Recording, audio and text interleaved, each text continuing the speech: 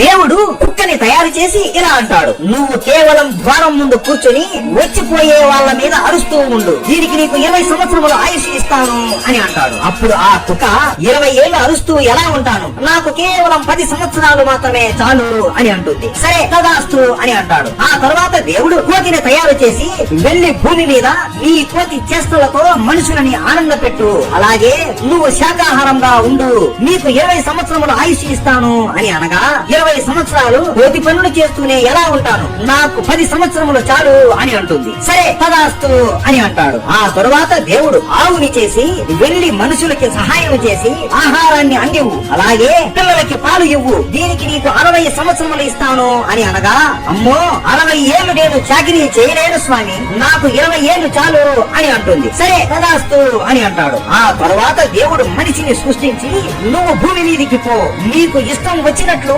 ఆనందంగా బ్రతుకు, తిను తాగు, ఏ పని అయినా నీకు ఇష్టం వచ్చినట్లు చేసుకో, దీనికి నీకు 20 సంవత్సరములు ఆయుష్ ఇస్తాను అని అనగా 20 ఏళ్ళేనా, ఇది చాలా తక్కువ స్వామి, నాకు ఆవు వద్దనుకున్న 60 ఏళ్లు, కోతి వద్దనుకున్న 10 ఏళ్లు, కుక్క వద్దనుకున్న 10 ఏళ్లు ఉన్నాయి కదా, అవి కూడా నాకే ఇవ్వండి అని అనగా దేవుడు నవ్వుకొని, సరే మీ ఇష్టం, కానీ మీరు మొదటి 20 సంవత్సరములు ఆడుకుంటూ సరదాగా గడుపుతారు, తరువాత 40 సంవత్సరములు ఆవులాగా కొట్టి చాకిరీ చేసి కుటుంబం కోసం కష్టపడతారు, ఆ తరువాత 10 ఏళ్లు ముసలివాడిలాగా అయి కోతిలాగా మనవళ్ళు మనవరాళ్ళని ఆడిపిస్తారు, మిగిలిన 10 ఏళ్లు ఒక కుక్కలాగా వచ్చిపోయే వాళ్ళ మీద అరుస్తూ గుణుగుతూ ఉంటారు అని తదాస్తు అని మనిషిని పుట్టిస్తారు. అలా మన జీవితం మొదలయ్యింది. వీడియో నచ్చినట్లయితే హర హర మహదేవా అని కామెంట్ చేయండి.